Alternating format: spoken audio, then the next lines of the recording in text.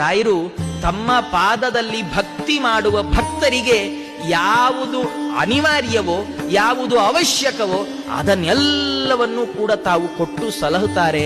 ಜೊತೆಗೆ ಅವರು ಒಂದು ಕಣ್ಣೋಟ ಬಿದ್ರೆ ಸಾಕಂತ್ರಿ, ನಮ್ಗೆ ಹೆಚ್ಚೇನು ಬೇಡ. ರಾಯರ ಮುಂದೆ ನಿಂತು ನಾವೇನ್ ಕೇಳ್ಕೊಳ್ಬೇಕು? ಅಪ್ಪಣ್ಣಾಚಾರ್ಯ ನಮ್ಗೆ ಹೇಳ್ಕೊಡ್ತಾರೆ. ಅವರು ಹೇಳ್ತಾರೆ, ರಾಯರ ಮುಂದೆ ನೀವು ನಿಲ್ತೀರಲ್ಲ, ರಾಯರ ಮುಂದೆ ನಿಂತಾಗ ಅವರನ್ನು ಕೇಳಿ, ಸ್ವಾಮಿ ನಂಗೆ ಒಳ್ಳೆ ಮನೆ ಬೇಕು, ಒಳ್ಳೆ ಕೆಲಸ ಬೇಕು, ಒಳ್ಳೆ ಸಂಬಳ ಬೇಕು, ಒಳ್ಳೆ ಉದ್ಯೋಗ, ಮತ್ತೊಂದು ಬೇಕು, ಮಗದೊಂದು, ಅದೆಲ್ಲ ಕೇಳಬೇಡ್ರಿ.